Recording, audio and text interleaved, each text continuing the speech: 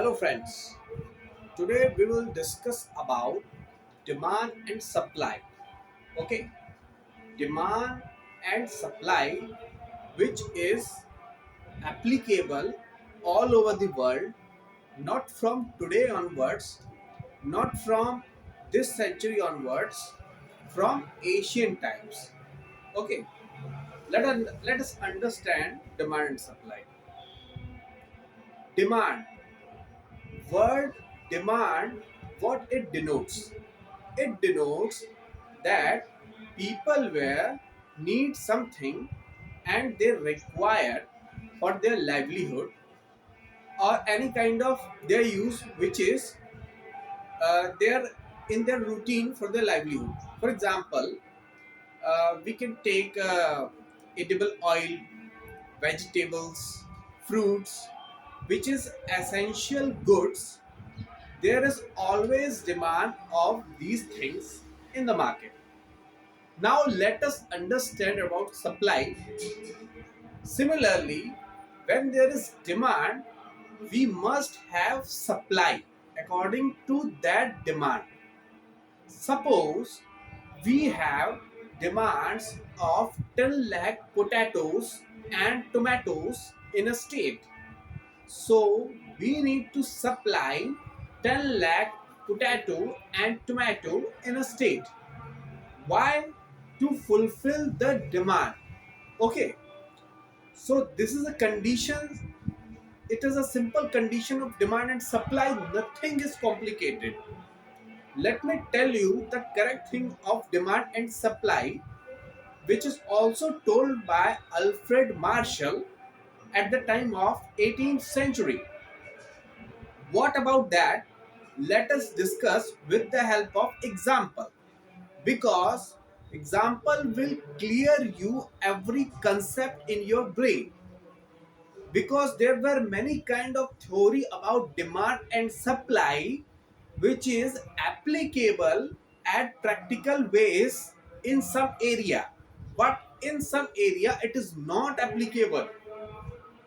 Let me tell you, then your confusion will be clear. See, high price, when price becomes high of a product, let us understand in demand and supply theory, demand more, supply is less. Okay, demand more, supply is less.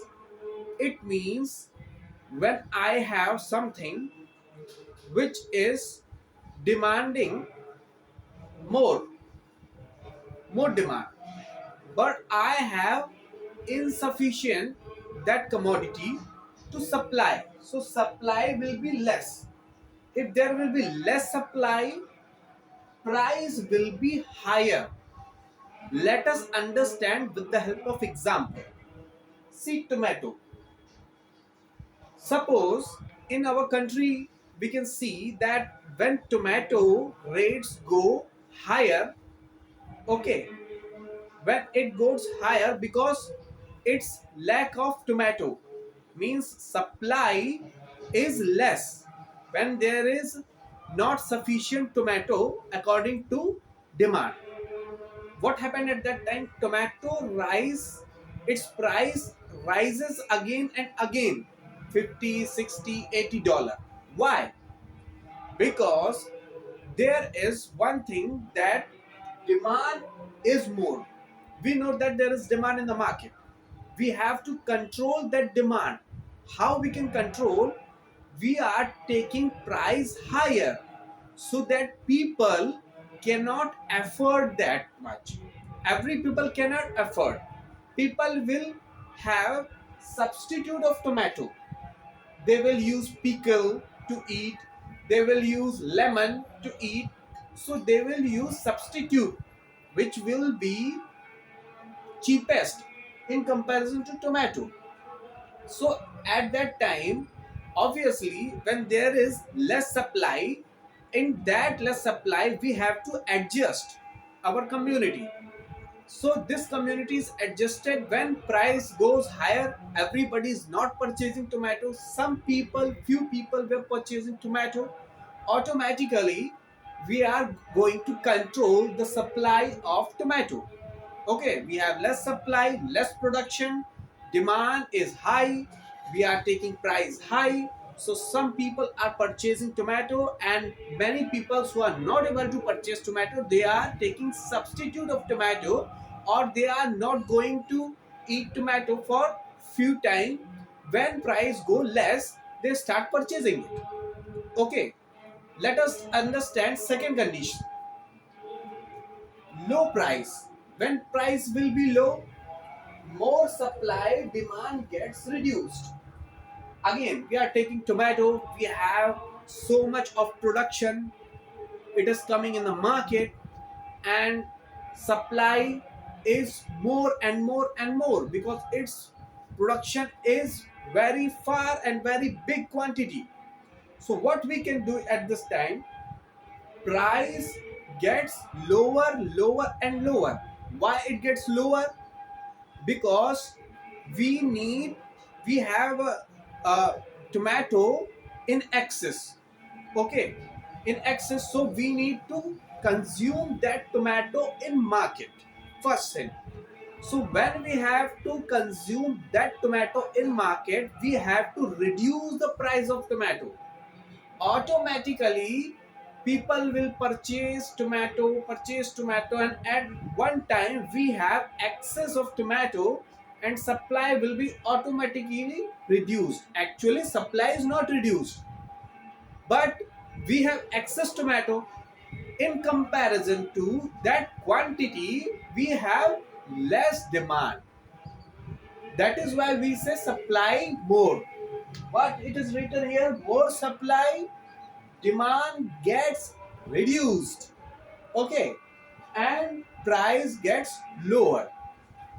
So with the help of vegetable, I am telling you this thing because this theory, demand and supply, is majorly applicable at the time of vegetable, fruit and grain supply, because it is necessity of peoples. Without this they cannot live. So government trying to equilibrium both the things, demand and supply, in both the levels.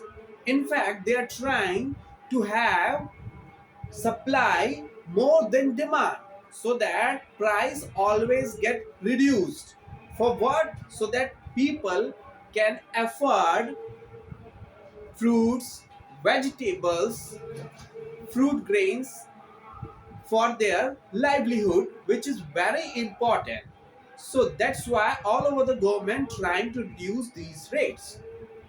Now I have told you at the starting time that demand and supply theory is not applicable at everywhere. This was told also by Alfred Marshall and many economists at the time of 16th, 17th and 18th century. Let me tell you what was that. I have told you that more supply, demand gets reduced and price gets low, but is it not applicable everywhere? Let me tell you with the help of example of edible oil. Let us see.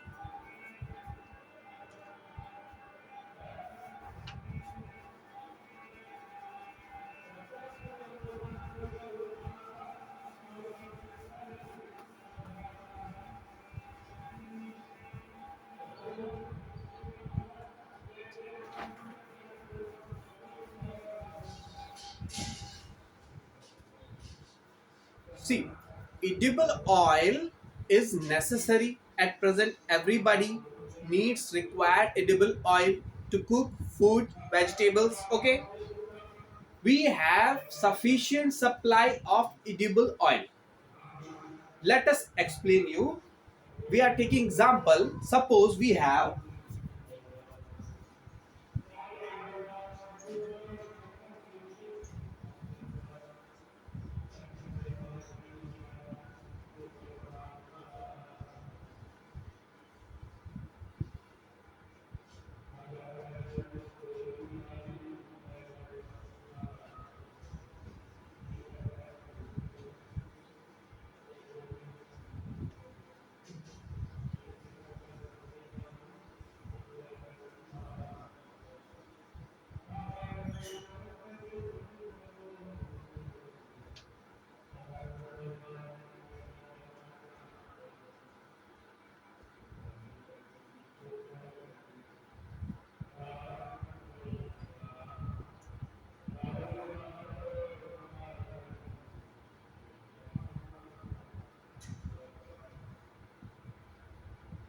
See what happened at present scenario. I have seen that mustard oil which we are using in cooking, uh, it was about in India 180 rupees about a liter, and now its price rises. It was got around 200 liter. Okay, why it happened? We have sufficient supply. We do not have less supply of edible oil. Look, see.